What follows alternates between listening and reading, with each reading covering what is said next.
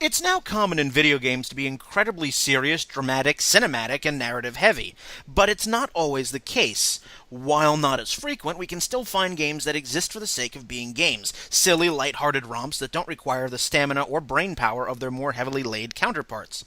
Often what many of these serious games lack is a sense of humor, and so on this episode we ask, is humor in video games important, and should games incorporate more of it? What genres of games best lend itself to humor? We discuss these questions and more on this episode of Downloadable Content.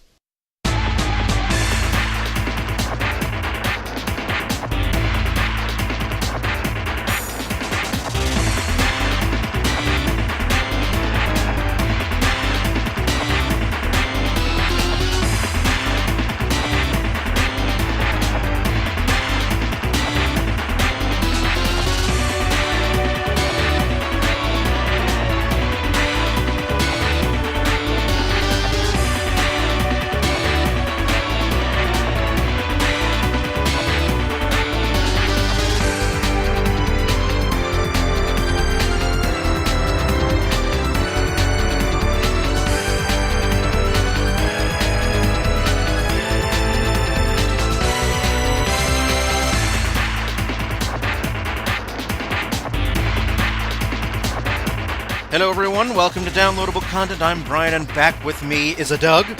Hey there. And a Ben. Howdy ho. Once again, Doug from yet another convention. Yep. Once again, recording from Otakon. Yep. Some hotel room somewhere. And it was funny because April asked me who was going to be on the episodes recording. I said, "Oh, Doug," and and I mentioned again to her that it seems like every single episode he's on, he's at a convention. And April's like, "What does he do with his free time?" I said, "That is his free time." Pretty much. He is employed. Don't worry, he can afford to go to all of these. Yeah. Convention hopping sounds like a bit of an expensive habit, though. Oh. So good job. You just gotta learn all the money saving tricks. That's fair. No. That was absolutely good job, good work with all that. It's just it doesn't sound like it's the cheapest hobby to have in the world. Yeah, that's every hobby, unfortunately. They all get expensive after a while. Yeah, that's true. That's true. But yes, we're going to be talking about humor in video games. This episode was the brainchild of Doug. This was his idea, so we're going to be discussing that on this episode. So before we get too heavily involved, I'll get the usual plugs out of the way. Downloadable Content can be found on iTunes, YouTube, and Stitcher, and you can get in touch with us through a variety of ways.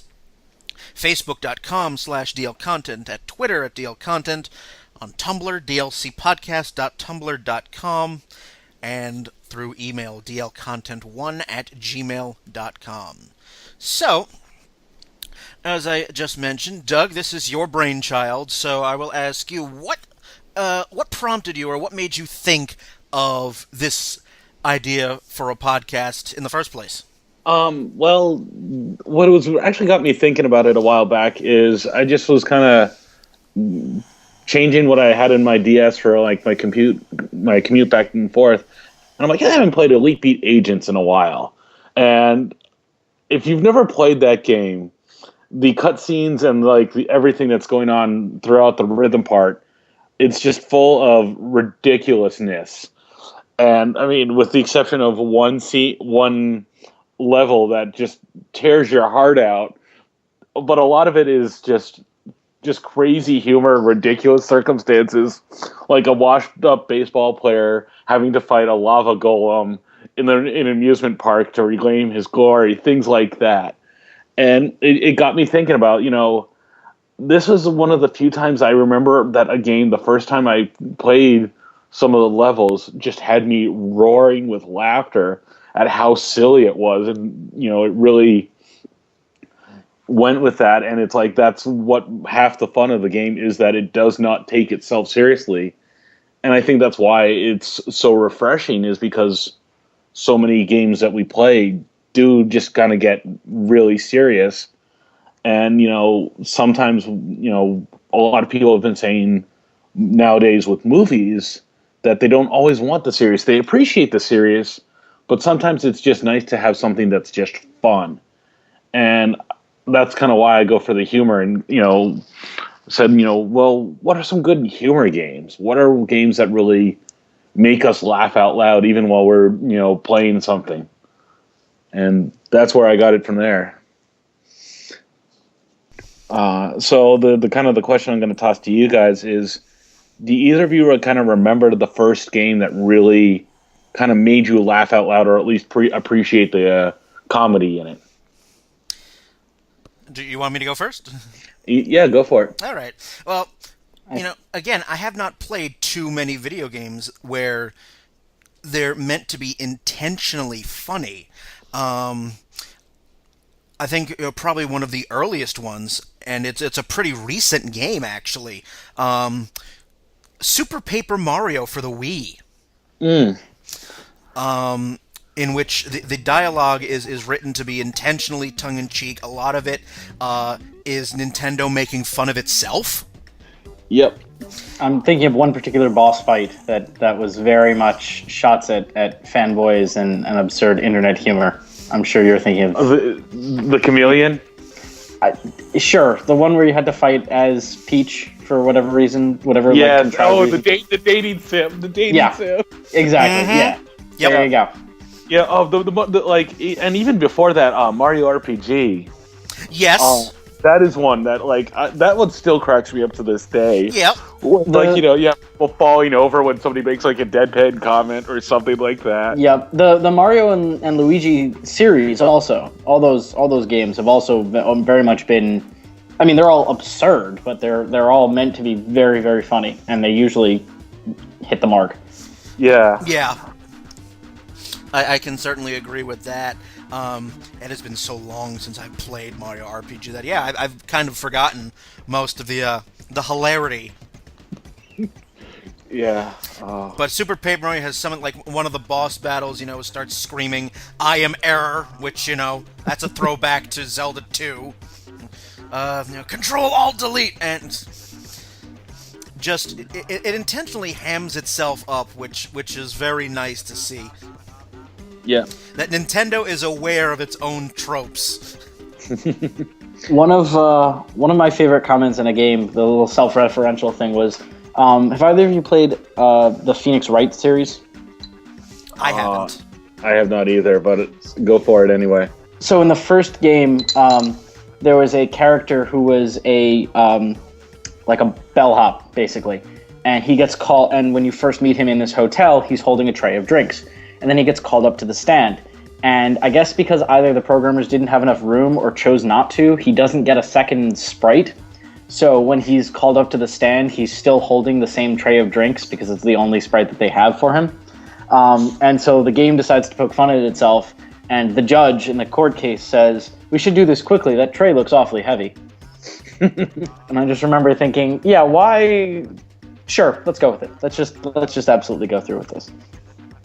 But I think you guys hit on something that really kind of speaks to me, which is most humor in games tends to be of the just absurd variety. There doesn't really seem to be a lot of, I don't want to say intelligently written humor, because that sort of, insults the quality of the writing, but it's usually things are just absurd or things are just ridiculous. And that's what makes them funny, rather than like a lot of good wordplay. I mean, puns, sure, sometimes, but not... am I wrong on that? Or? To make sure I'm hearing you correctly, you're thinking like absurdity versus kind of wit. Right. Like the really ridiculous thing. Okay, yeah. Or Super Paper Mario. The whole segment with anything in that game is just, it's ridiculous. It's funny, but it's sort of just all kind of ridiculousness rather than, again, like you said, wit. Yeah. I'm trying to think now. I mean, there are a couple here and there, but this was going to kind of lead into one other thing I was thinking about. Sure. Is when you think of like a style of game that lends itself best to, humor and stuff. I think of a lot of like kind of the select an option style games, like stuff LucasArts did, like Grim Fandango. And, even older, like Torrance Passage, which, had the absurdity, but there was still a lot of reliance on text to move the story along and things like that. Sure. And that's where a lot of clever dialogue came in. And Yeah, that's fair. I guess I don't know. I guess maybe do we think just some genres don't really lend themselves to like that kind of wit as far as for a storytelling medium, or do we think people just don't really care to invest in it? I think it's you really have to be story driven. To like you have the action in like say like a first person shooter or something, but sneaking humor into that is sometimes very difficult. I mean, unless you're Duke Nukem. I mean that's the thing, is like little one liners here and there. I mean there are exceptions. Like I was thinking about this, like Team Fortress 2 has a lot of humor, but that's also like outside the game. Like maybe there's a little nods here and there. Like you have to really kind of know the world beyond it to appreciate some of the humor that they toss in Sure. when they add things in like that. Yeah, that's fair. I think for whatever reason, when you're playing a game versus, telling a story through most other mediums, you have, I guess, a little bit less control over how the audience is going to see everything, unless you're talking during cutscenes. So maybe they just feel it's a little harder to time jokes properly if you're waiting for people to press A to read through dialogue boxes. Yeah, that is true. I mean, it does also, once again, like you mentioned, it kind of goes back to a lot of the humor is also referencing other things. Like Right. one that just popped into my mind now was something in Chrono Cross, where they snuck in the Enertron from Chrono Trigger, and immediately it's health and magic restored, but you're still hungry, and everyone's expecting that because they know it from the first game. But it is weird to see that a lot of it is references to other games or previous things that they knew, and I'm just trying. It is a lot of homages and parodies and things like that, and I'm trying to rack my brain, and I'm hoping that once after we post this episode, people will chime in with other stuff of games that are funny that aren't really referencing other things. Well, I can think of a game actually that was. I mean, don't get me wrong. The setup for this entire game was absolutely absurd. But as far as like the dialogue, and there wasn't much of it, but the dialogue in the game was laugh out loud hysterical. Katamari Damacy. Oh my God, yes! How did I forget that? I mean, again, like the absurdity of the whole situation probably adds to the humor of it. But like, if you fail a level, listening to the King of All Cosmos berate you in just the most efficient and brutal way possible, systematically tearing you down. Oh my God! Or how about GLaDOS? In the Portal games. Oh, I mean, that was just. That's a good example too. The wit there. Yeah, plenty of it. I mean, Portal is not. We're going to the opposite end of absurd. We're bordering on like dark humor. Yeah. It's still funny. Right, but it's funny with barely any outside references that I can. Right. It's mostly just making fun of itself, and I mean, yeah, there were some absurd moments that were sort of like, "What are you doing?" But by and large, it was really just the humor. The humor was all in the writing. It was just in the timing and the delivery, and I mean, Stephen Merchant in Portal 2 and Ellen McLean, obviously, in both games, since obviously Chell doesn't say anything. They were really well written. They delivered their lines, note perfect delivery. It was those were just some really funny games. And it's funny that you mentioned that because I mean, obviously you're right. Portal 2 especially is hysterical. I mean, and like it sneaks up on you in Portal. Like as you progress through it, the dialogue gets more and more ridiculous. Yeah, the first time, I don't even remember what it was, but at first you're sort of like, oh, okay, this makes sense. And then you hear her say something or do something, and you're sort of like, wait, I'm sorry, what? Like, yeah. It's meant to very much be sort of a, did I just hear that? Yeah. Yeah, we start getting into the surreal sort of humor.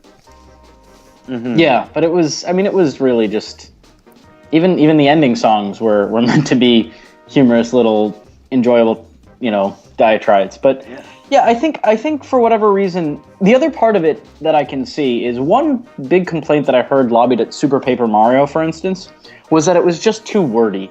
And you know, I got to acknowledge there was just so much written dialogue in that game. I mean, not that a lot of it wasn't good, but I mean, there were times where it was just like, all right, guys, I don't care. I know it's funny. I don't care. I don't want to read this right now. I want to advance through the game. So when it gets to the point where dialogue sort of becomes, or written lines sort of become filler, because the game makes it feel like they're just padding their own length by making you read endless walls of unskippable text, then it kind of can take away from it. So I wonder if maybe sometimes writers are afraid to have too much of that stuff in the game because it'll either go over people's heads or take away from their enjoyment of the actual gameplay. Yeah, and you know, as the saying goes for entertainment, always leave them wanting more. Sure.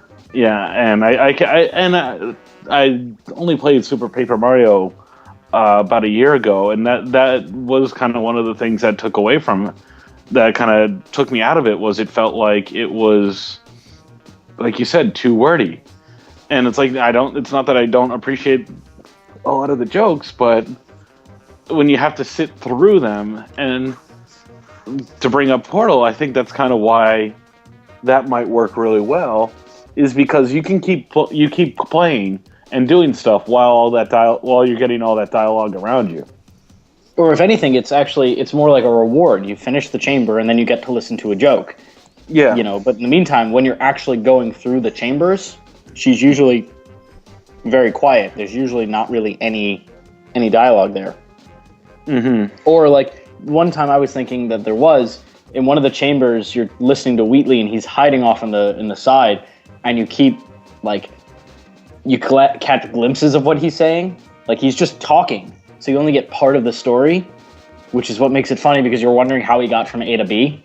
Yeah. But at least that was okay. Again, leave them wanting more. You know, there's something here. There's something going on there. They're just not giving you the whole thing. Yep. And of course, the nature of a lot of the nature of comedy is timing, and there's a lot of great. Portal had great timing with some stuff, especially Portal 2. I always think of you get to the point one chapter, and you have Potato Gladys with you. Spoiler alert. And, Potatoes. Yeah, and it's like, and she says to you, "Oh God, this is the part where he kills us." This is the part where they kill you, and then immediately after that, chapter title: the part where he kills you. And there was a trophy. This is the part where he kills you. Yep. And it was like, once again, it was just such spot on timing that you couldn't help but laugh. See, that reminds me of, and Brian will know exactly what I'm referencing, my favorite trophy ever in a game was in the Metal Gear Solid HD collection. Mm-hmm. Yep. So I knew he would. So you know how Revolver Ocelot is the main antagonist of most of the series? Mm-hmm. So in the third game, there's a chance where early on you can actually kill him. Yes. With a fork. And do you know what happens if you do? So aside from getting a time paradox, the trophy that you earn for that is called Problem Solved, Series Over.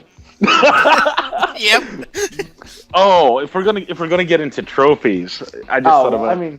That's where a place where I feel like they're a little less afraid to kind of inject the humor because it doesn't actually take away from the game.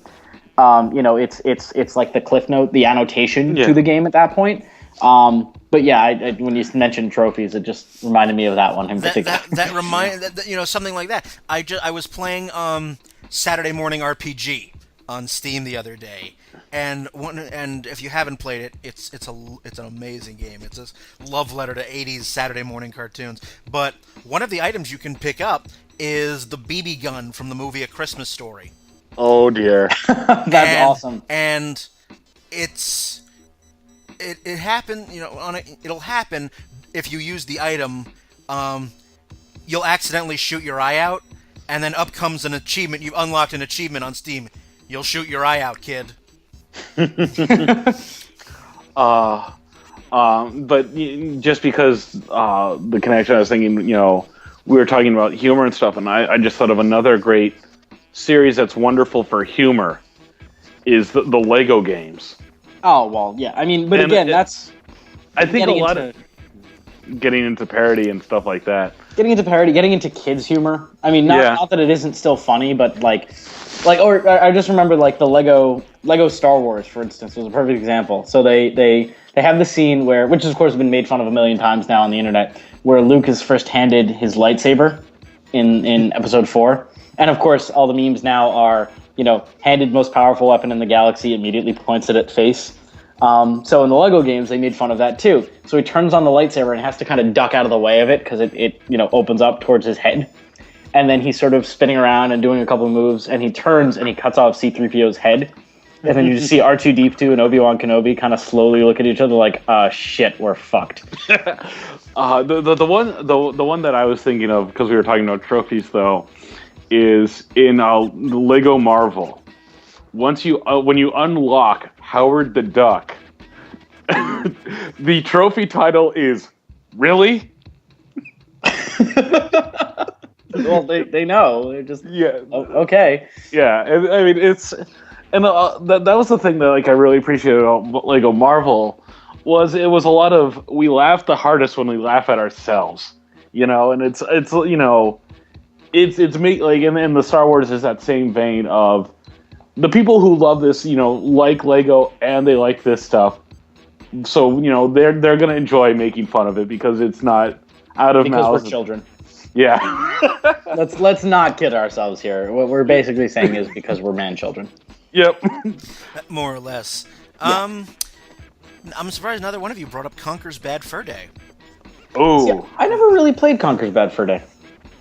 That was, I've seen enough of it to know that the game, there's a reason why the game has an M rating on it. Yes, it does. Mm-hmm. There are many, many reasons. But that's, that was also a game that was meant to sort of, Rare always kind of puts in ridiculousness, and then they tried to see what they could get away with, and that was just purely an example of how far can we push this. Yeah. So, that was also, another great example of just a funny, ridiculous game.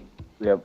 But again, it comes down to mostly like ridiculousness, because I think anytime you've got a more serious game, it just becomes sort of harder to. What was actually, Brian, a really funny game for most people? Mm-hmm. Maybe after the first time more so than others. Eternal Darkness. Okay. I'm sorry, but like after you know what's going on, when it stops being scary, like the second or third time through, it's just funny. Like it's just funny watching some of the ridiculous things happen. Yeah, it can be frustrating, but like, don't you remember we were playing that one time and like everybody was gathered around the television and the fake blue screen of death message comes up, or if you're playing with somebody who doesn't know that the game's not being serious, watching the deleting your memory card thing go on. Yep. Or here, great example. There was a moment sometimes, and sometimes just even in horror games, there are just moments that just get so ridiculous. Like, there's a moment late in Resident Evil 4. I don't want to spoil it, but you're walking through a room, and an enemy jumps out at you, which in and of itself is not that big. But he's hiding in a spot that nobody living or dead would want to hide in. And you're kind of just thinking, what the hell is he doing in there? And then you walk over to it, and Leon looks at the place he was hiding, and his comment is, what was he doing in there? And, like, moments like that, where you sort of, like, once you get past, like, the oh crap moment of it, you're like, wait, why was that guy hiding in there? Yeah. Like, was that his whole plan? Is that what he was really planning on doing there? So, again, absurdity, but I think there can be a lot of humor drawn from, like, scarier moments once you realize how ridiculous and over the top they can be. Yeah, you kind of take yourself out of the situation, and you can kind of look at it from a different angle. Talking kind of the more mature games, I think that's a lot, where you see a lot more of this humor, and it gets to be the really dark stuff, or just, the really more kind of mature rated stuff, because look at, some of the radio and stuff on like Grand Theft Auto and things like that. And, some of the more mature jokes that are making there. and that that you can kind of jump in and out of. You don't have to be stuck with it.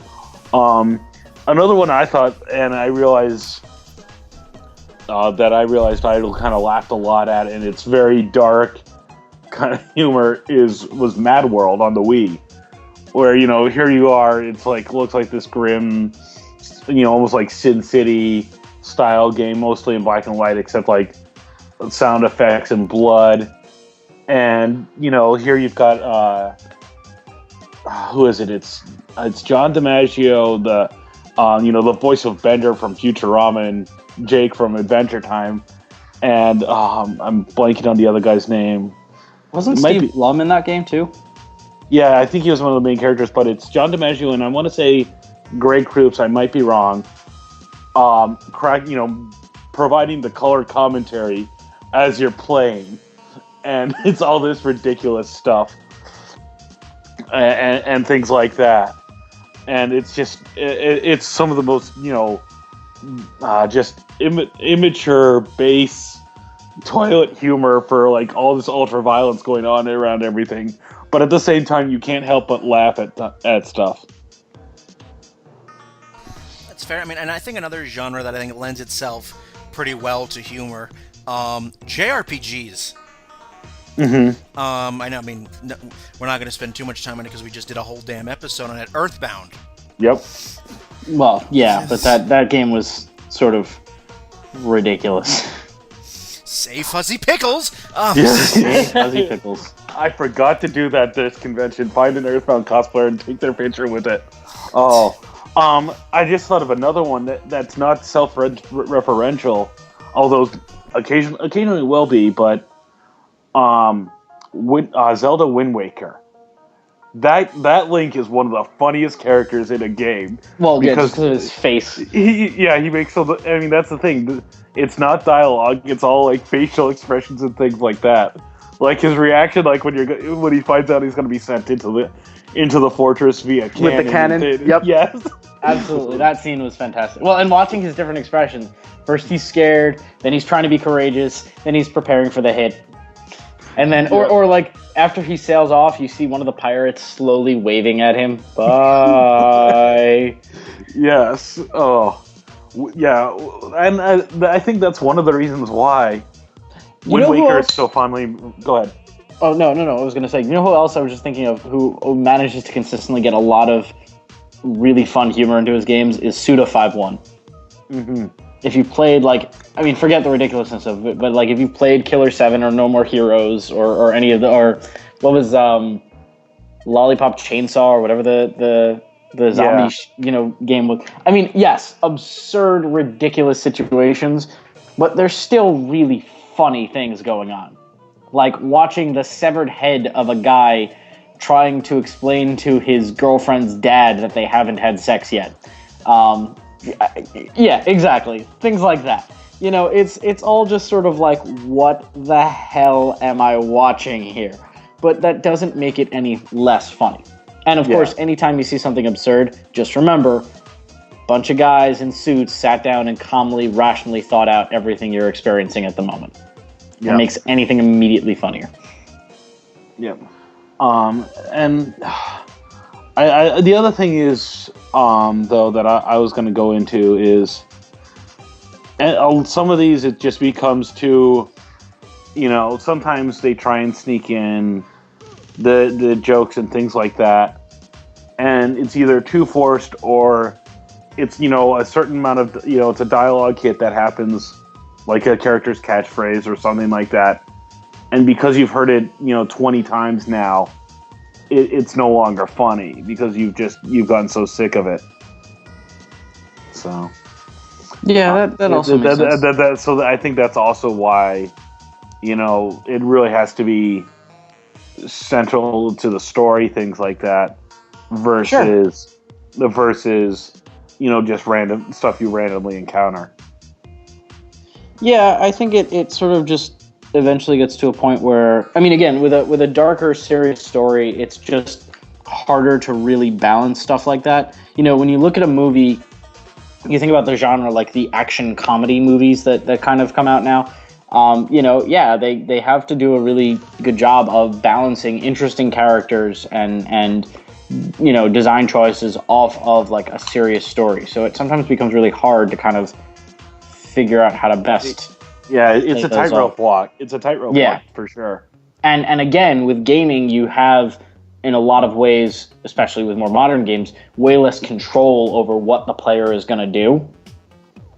Because everything wants to move towards a more open world and more choices and things. So to like even get people to do stuff that, forgetting even in the order that you want them to get it done, in the presentation that makes it funny, just becomes that much harder. Yeah. In a lot of ways. Wow. Yeah, I mean, it's a fine line. I mean, you do get, occasional glimpses of funny in serious games. I mean, like Metal Gear, we talked about Metal Gear Solid before, but I mean, there are some things that happen that sort of become in-jokes, or little things, or things, you have Johnny, for example. Oh, Johnny. Poor Johnny. Mr. Perpetual Diarrhea. Dude just really needs some Imodium. Yeah, he does. Or, Metal Gear Solid 2, where you have the guard pissing on Raiden, and you have to cross that one platform where the guard is pissing. Yep. Well, I mean, they also did that. There's a specific way to trigger that, so that's also sort of oh, you cheated? Here, we're gonna pee on you as a means of retribution.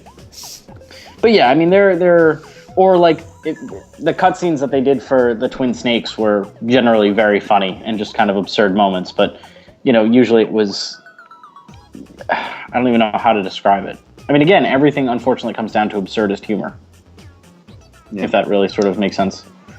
Like the guy jumps out of the tank and he's on fire and screaming and running at Snake, and all Snake does is just punch him in the face. Mm-hmm. Yeah, I mean, like I said, we don't have too many games that, are, the humor is derived from wit and, more sort of, highbrow humor. I think where we're seeing it sneak in a lot more often now is in like flavor text of stuff, like a description of an item or something like that. That's where they find like great ways to sneak it in. Like, what was the line there's a line in Ocarina of Time when you get the spiritual stone for water, and Princess Ruto keeps referring to you as her fiance or something. And then, like, when you pick it up, you're like, fiance? You don't know what she means about that, but hey, you got all 3 spiritual stones, so that's good. Yeah. Or like how Uku, like the entire concept of like where she was named, apparently that name was like the hexadecimal code for the color of Link's tunic or something. Yep. Like just a little inside joke like that. It's very much we're winking at the camera type fourth wall humor. Yeah. And I think that can be really refreshing sometimes too. And I think though, like we talk about, the Zelda franchise, that's what makes, kind of what keeps us, this reminds me of why I like this franchise, is that even in a more serious one, like say Twilight Princess, they'll still have other things that'll, they'll sneak in jokes here and there and stuff like that. Or give you the absurd Malomart. Yeah. Yeah, well, I like the near the opening in Skyward Sword where they talked about how like this was the 25th anniversary of the like ceremony that they were doing because it was the 25th anniversary of the series, or things like that, where Nintendo very clearly knows, like, yep, we're aware of the history. Apparently, and I don't really know how much of this was intentional, but so Mario Kart 8 came out about a week before or 2 weeks before E3. And there was the whole meme of Luigi being a dick. Yeah. The Luigi Death Stare. Oh, yeah, the Luigi Death Stare. So Nintendo showed like a clip or two from Mario Kart 8 in their E3 event. And one of the clips that they showed was Luigi giving somebody the Death Stare. So I don't really know if they planned that or not. But, I mean, if they definitely got in on the Luigi being a dick movement. Or Brian, your favorite moment, how Sony rewrote part of their E3 presser last year to make fun of the fact that Xbox One games couldn't really be borrowed from friends. Oh yes, that my favorite E3 moment ever. This is how you share a PS4 game. Yeah. Oh, that was just like, oh. Granted, that we're getting a little bit away from video games, but itself. Yeah, no, I'm game sorry. culture. No, this is fine. But yeah, that moment was just like, oh, the gauntlet has been thrown. Well, listen, they knew what Your they were move, doing. Microsoft. It's, Yep. Yeah. well, and another game that just sprang to mind that is entirely absurd. It's a little known gem called WarioWare. Oh, Oh, God, wow. yes. Yeah, that's that whole game is just what? When you have a mini game in which you have to dodge the dripping snot. Yeah. Yeah. Yep. uh, Or, I Yeah, mean, that was the other thing. I didn't feel bad a lot of times when I lost because I was laughing too hard at Yeah. whatever unexpected result had just happened to me. Like I remember the one game, you're standing on the left side of the screen and like a hot dog cart will roll from right to left across the screen and you have to jump. Or a potato or something. It's always something weird. And so the first time I played it, I was like, oh, cool, I jump. And then the second time I played it, what I hadn't planned on was they have the thing show up on screen, stop, and then resume. So I timed my jump wrong and I got hit with it, and I was just laughing too hard at what had just happened to actually be upset that I lost a life. yeah, I mean, and even some of the instructions for those mini games, like potato. What? Yeah, Yeah, but listen, yeah, it fit perfectly. it delivers that in that very calm, dead point voice with the soft music in the background. Oh, yeah, that's a great game to like. Half the fun is playing by yourself. Half of it is introducing someone else to that game and watching my their God. reactions. Yeah. Well, Brian, I remember when you, me, and Nick and Wyatt used to play in the GameCube variant. Yeah. Oh my God, that was. And like, all right, here's a mini game in which you have to, you have to stop a hovering eyedropper and put eye drops into Wario's eye, and then another variant of that is you think you're gonna do that, but then a laser shoots out of Wario's eye and destroys the eyedropper. Like, what the heck? Or how about the one where you have to pick your own nose? Yes. Like the hand is moving back and forth, left to right, and you just have to time it right so that it actually picks the nose. What? Again, and remember, everything is funnier when you think that a bunch of people sat down and calmly planned that out. There was definitely somebody who said, no, the nose-picking animation has to look like this instead of like that. Like, that is an actual conversation that happened at some point. Yep. For thinking mini games, I'll toss in a mobile game that you can get. I know it's on iOS. It has to be on Android. They a couple years back, I think it was like either New Zealand, Australia. They had like this PSA video, all singing about all these dumb ways to die, and they made a little mobile game of that. It's like Dumb ways to die.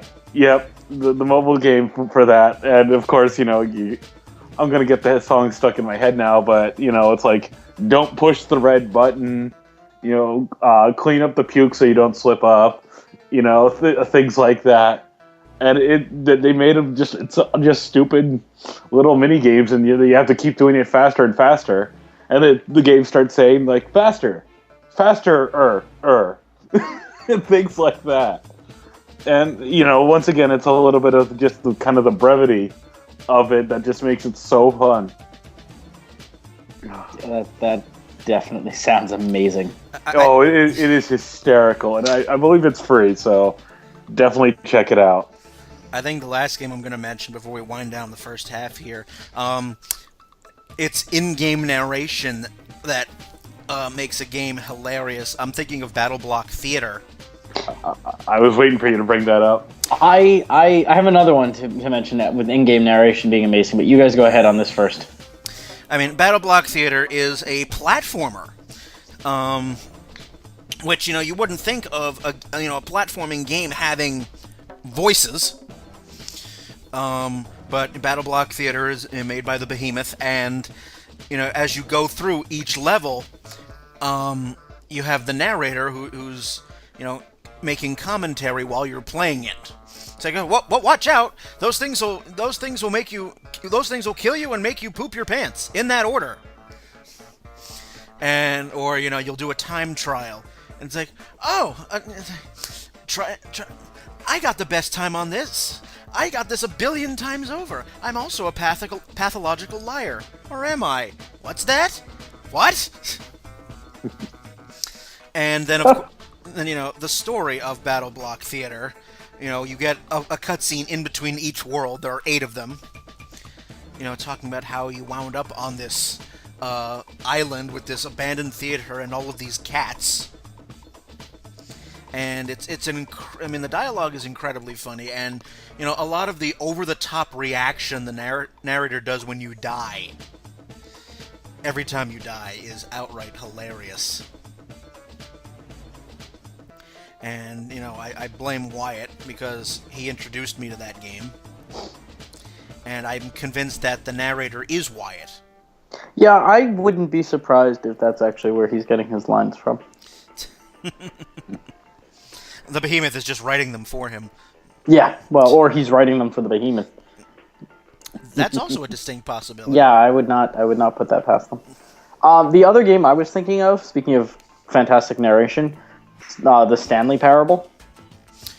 Which I have downloaded on the suggestion of Reed. Well, yeah, Reed's suggestion was that Heather enjoyed this game, so that should tell you how funny it is. But no, I mean it's. I haven't played that much of it, and I certainly don't want to get into anything that'll spoil anything for you. But it's the same vein as Portal, that kind of dark humor and that kind of narrator humor. I mean, it's also great because the narrator will narrate your moves as you're making them. So if he tells you to go on the left door and then you actually take the right door, he'll have to correct himself.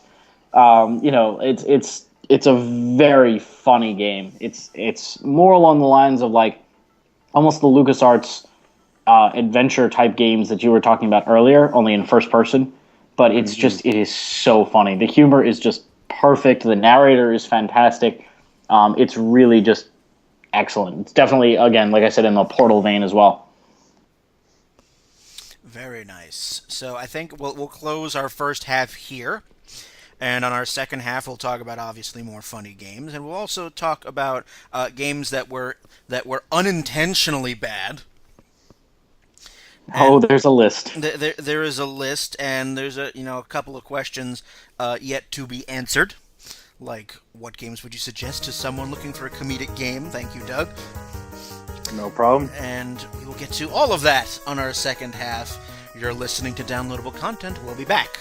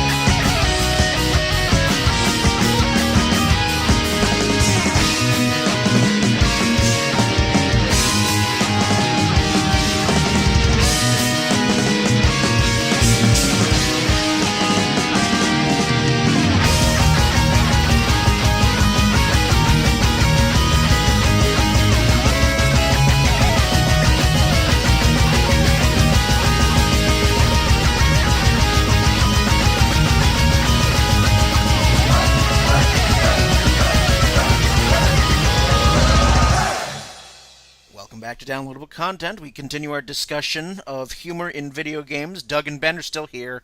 They haven't buggered off. Yes, we have. You can't get rid of me that easy. We're ghosts. We're not really here. We're just hallucinating. Evil! Evil spirits. But So we press on. We're going to talk about games that were unintentionally humorous for one reason or another. And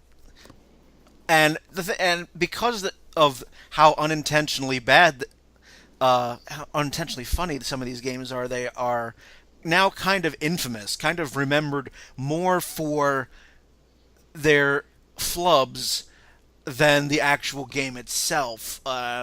One of the first one that pops into my head is the first Resident Evil. Blood. Oh. You know, just all of the dialogue in Resident Evil 1 sounds like it was from a B movie. Wasn't that the idea, though? I think it might have been the idea Capcom was going with, but my God, the voice actors they chose. Yeah, what is it, Barry? Blood. This blood is still warm. I hope it's not Chris's blood. And then, of course, the infamous Master of Unlocking line. Here's a lockpick. It would be better if you, the Master of Unlocking, took it. Yeah, that's Yeah. Well, there was one game, and I wish I could look up exactly what it was. Somebody noticed that the voice acting in this one game was particularly terrible. This was like a year ago, maybe. And then they noticed that every voice actor listed for the game had the same last name. And then they noticed it was the same last name as one of the producers. And then I figured out that basically what happened was this guy just gave all of his kids and like nephews, nieces, the job as the voice actors for this game, and that's why none of them knew how to read lines, because they were all kids. So, yeah. at least in that case, though, there was a good reason why the voice acting was terrible. Capcom paid those people, and we will never get our money or brain cells back from that. But yeah, I mean, even before previous, bad voice acting, we had, of course, just terrible translations, and that's some of the most infamous stuff. I mean, one of the most noteworthy lines from any Final Fantasy game is, of course, "You spoony bard." Yeah, that's Final Fantasy IV. I am error. Yep. I am error. Which actually is apparently was possibly supposed to be I am Errol, so maybe that was just a language barrier thing more than a translation error, but that's fine. I am error. Yeah. I feel asleep, the classic line from Metal Gear. Mm-hmm.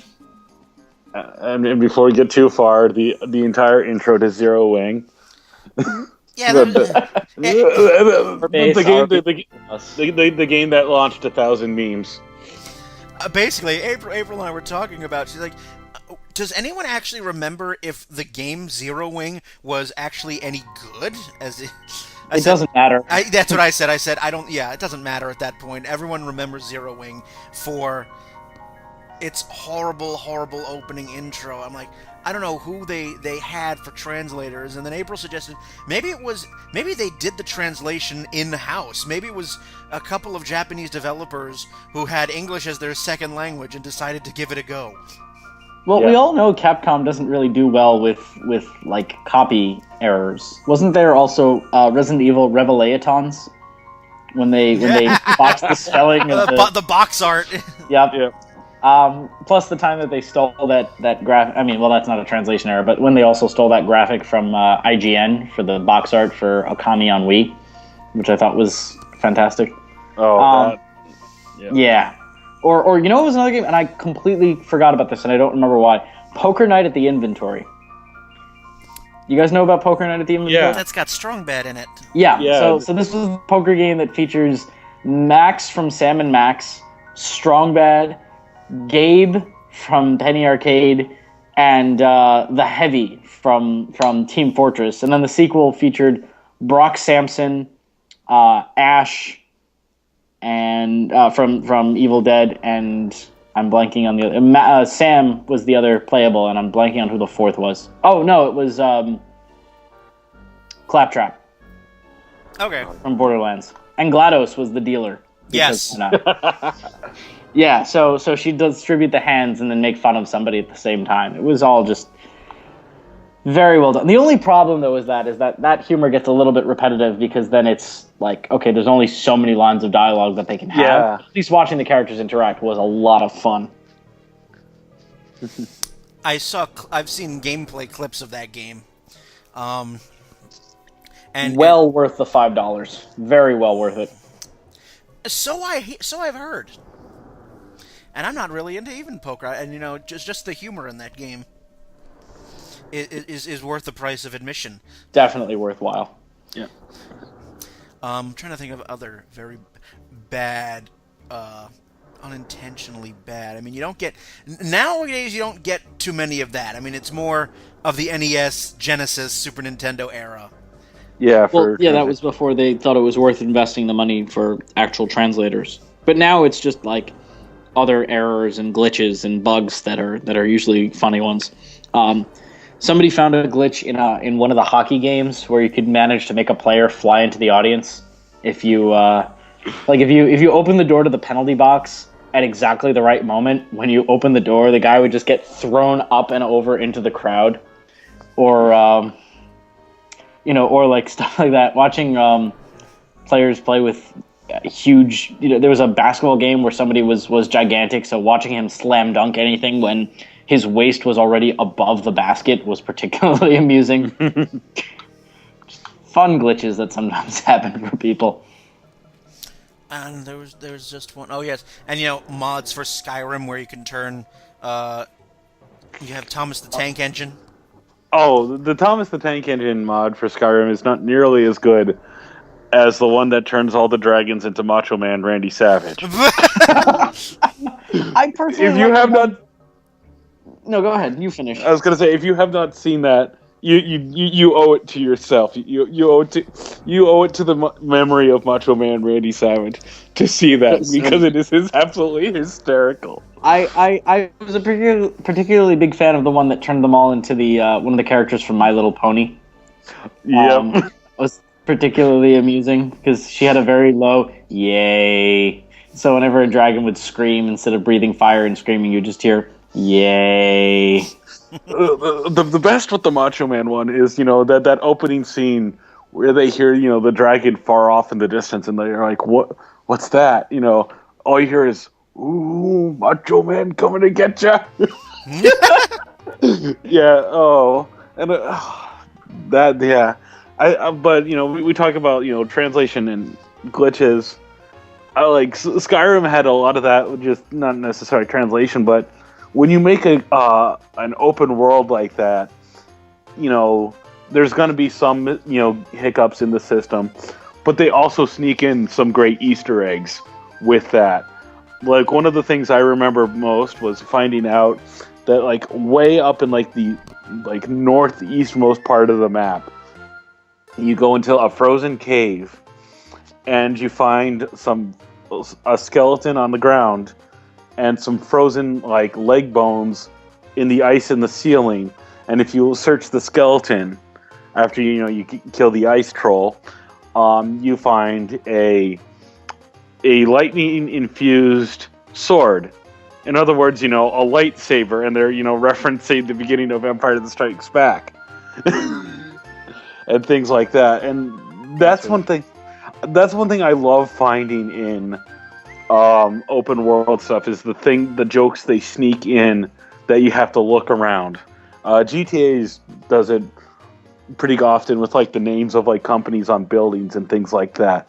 Or there was a literal heart at the center of the Statue of Liberty in Grand Theft Auto 4. Mm-hmm. Which I thought, beating heart, that was actually changed to the statue.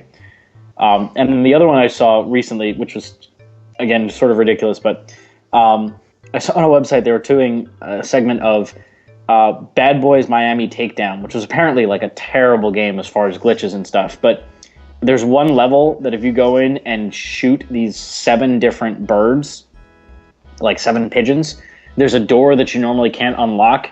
When you unlock it, in addition to getting a bunch of cool weapons, there's a giant pigeon statue in the room.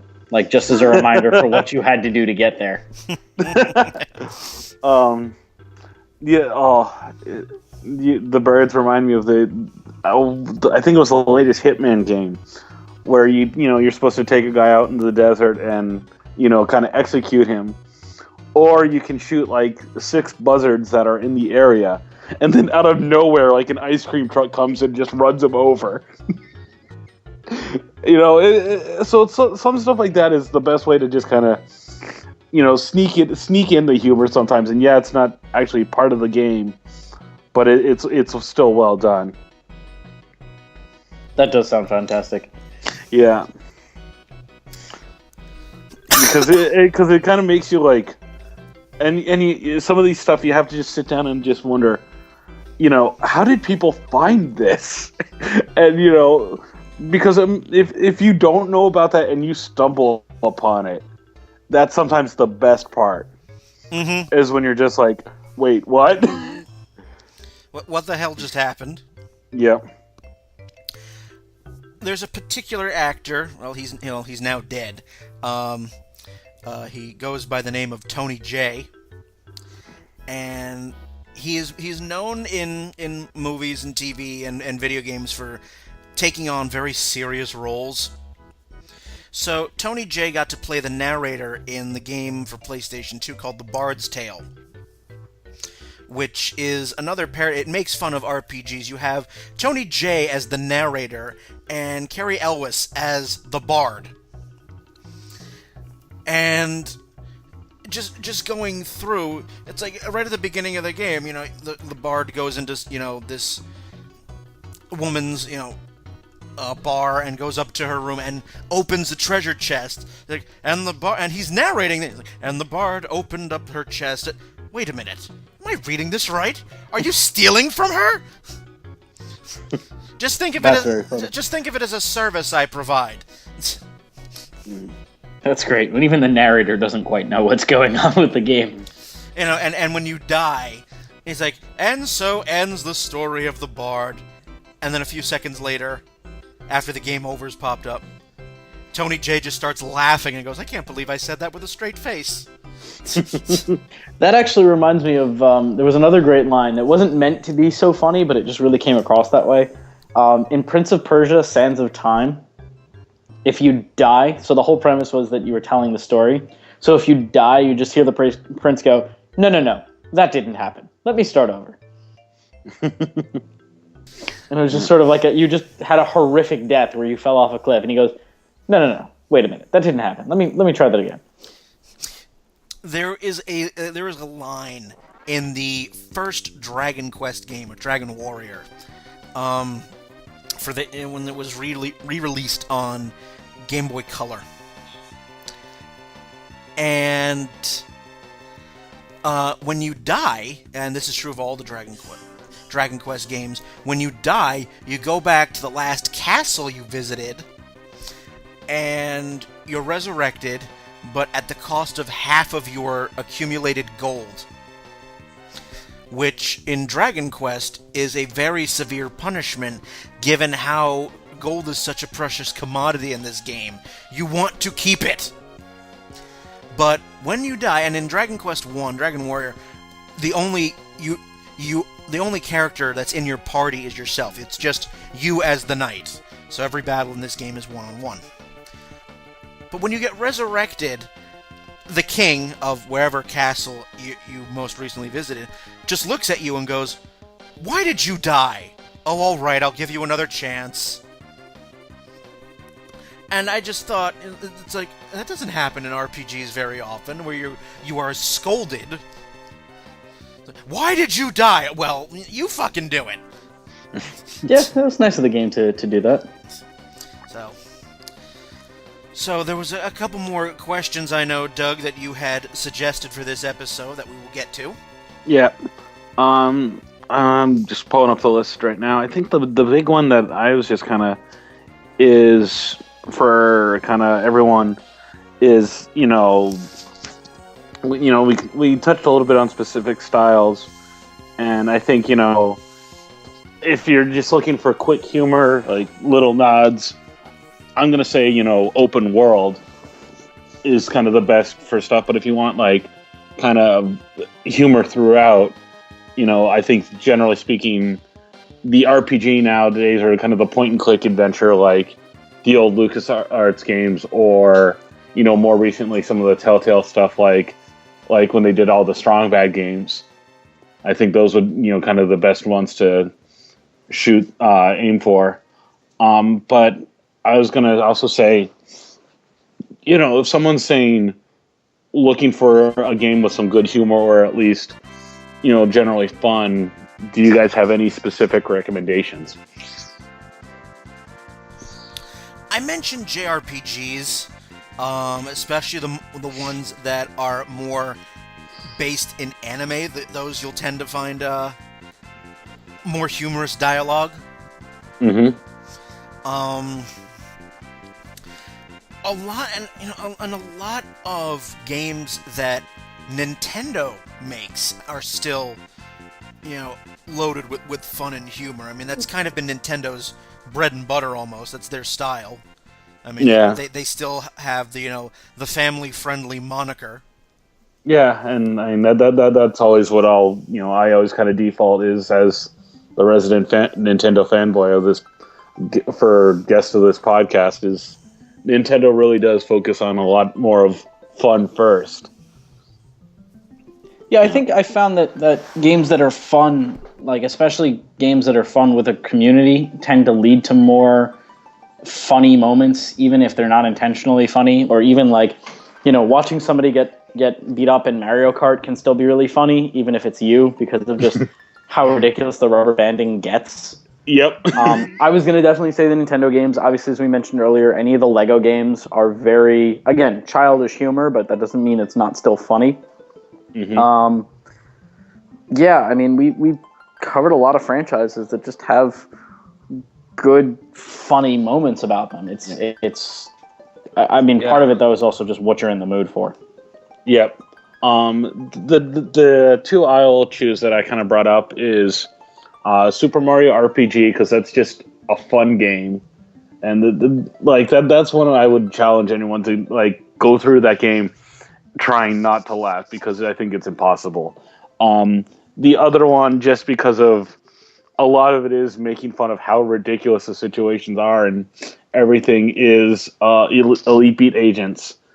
I really think that's one that not all people that know it know the humor behind it, but if you've never actually tried it, go and even just like pull up the videos on YouTube and look at the cutscenes that they have, because it's hysterical some of the situations they come up with in that.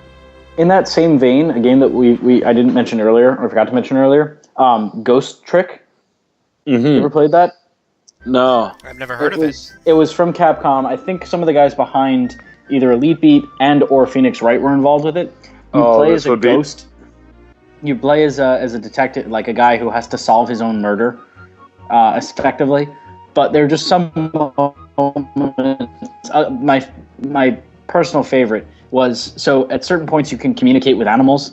So you're talking to this little Pomeranian dog, and he realizes that his owner is in some kind of danger, and the dog's name is Missile for some reason. So Missile decides that the way that he's going to be effective in helping is by constantly running head first and slamming himself into the front door to try and get it open.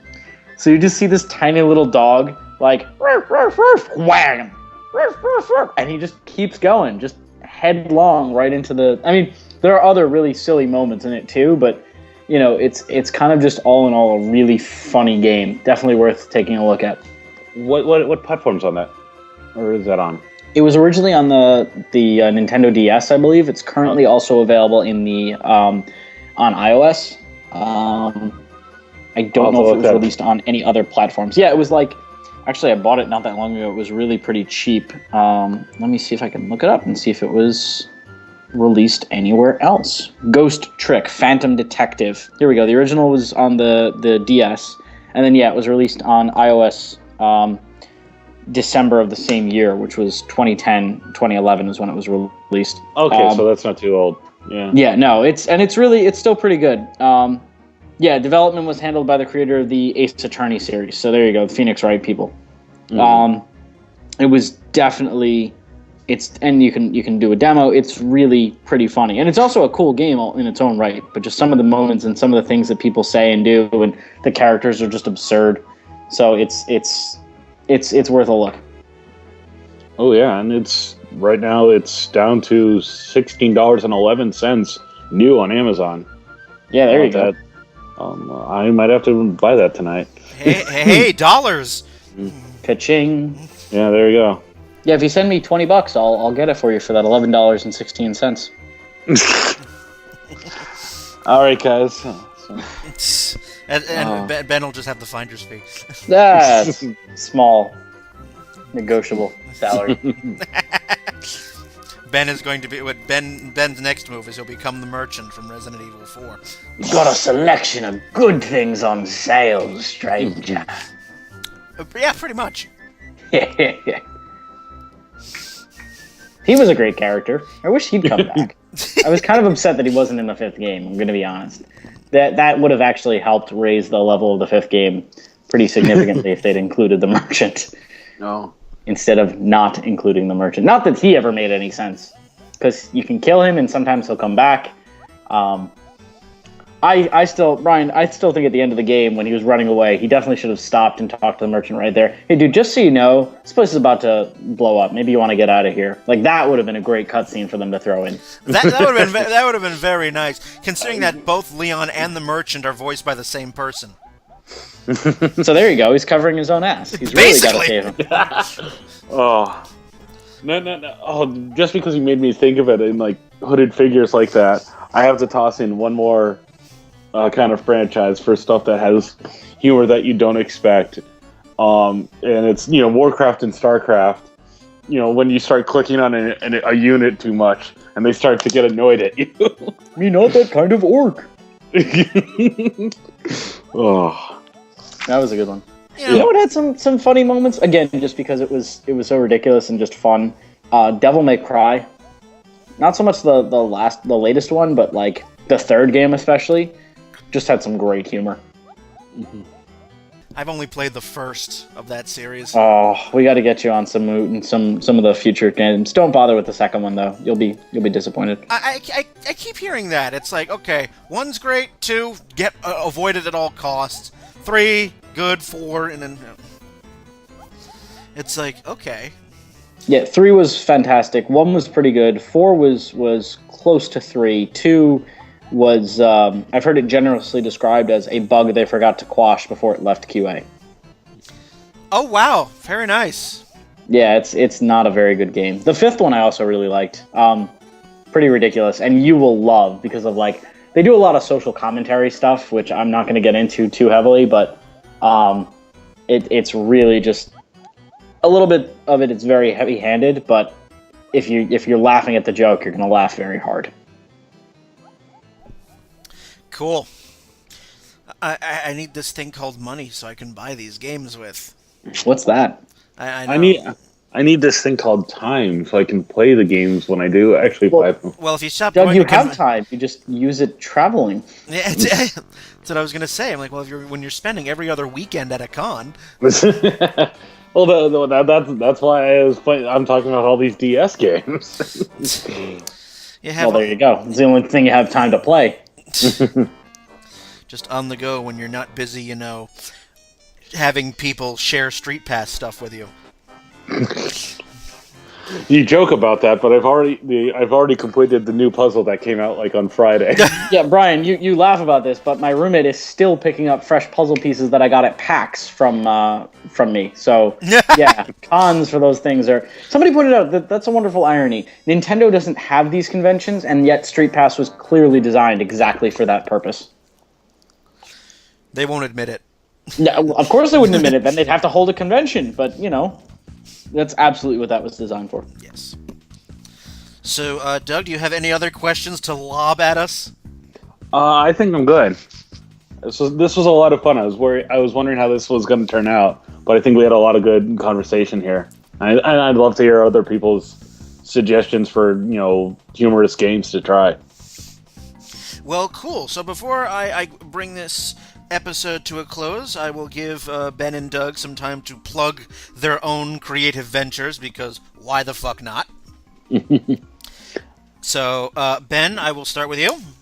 Sure. So I am a contributing writer now to the Sprites and Dice blog, which is spritesanddice.blogspot.com.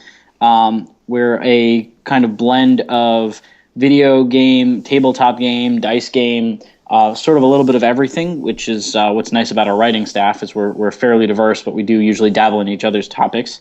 It's myself, Wyatt, who's a frequent contributor, and John Glover, who I believe has also been on the podcast a couple of times. They are the ones who founded the website and do a great job with content curation. If you do have any other questions or you want to get in touch with us, our email address is spritesanddice@gmail.com. If you want to follow us on Twitter, we're at spritesndice, not and, just a capital N there. And of course, we have a Facebook page. Definitely check us out. If you have any suggestions for content, we'd love to hear from you guys. We basically want to write what you guys want to read. So if you have something you'd like to see us put up, definitely feel free to reach out. We'd love to hear from you. Well, I already know that Wyatt is going to be very excited about and probably be writing very soon. He was on Facebook earlier. He was so happy because he got D&D 5th edition. Well, there you go. There's So, a month's worth of content right there. Although by the time this airs, it'll be, old hat, hopefully. Oh, Knowing Wyatt, who knows if he's actually gotten around to writing about it, if he hasn't just been playing it for the last 3 months. Well, we'll find out. And now to you, Doug. All right. I'm part of the staff for animecons.com, and more importantly, its weekly video podcast, AnimeCons TV. And you can find that all on iTunes. AnimeCons TV also has a Twitter and everything like that. And yeah, we talk about all sorts of conventions, not just anime ones, but yep, that's where you can find all the things I'm up to. I tend to be doing interviews for it, but occasionally I'll be also hosting some segments. So yep, check that out. Well, there you go. Yes, Doug is our senior anime and Nintendo correspondent, apparently. I feel like Doug's like the guy on The Daily Show where you really just stick him in front of a green screen and pretend he's somewhere else, except the difference is he's actually where he says he's going to be. All right. So, and of course, I will throw the final plugs. Downloadable content can be found on iTunes, YouTube, and Stitcher. Every episode is up there. You can also get in touch with us a variety of ways. Facebook.com/DLContent and Twitter @DLContent. Tumblr at dlcpodcast.tumblr.com and email dlcontent1@gmail.com. So if you have any questions, thoughts, opinions on this episode or any other episode of downloadable content, let us know. Reply, because we're good like that. Also, if you have any ideas for future episodes, by all means, let us hear them. I mean, this episode was not of my own brain. This was Doug's idea, so thank you, Doug. My pleasure. We got a nice podcast discussion out of that. So it remains for me to thank Ben and Doug. Thank you both very much. Thanks for hosting again. And on that happy note, I'm Brian. Have a good one, everybody.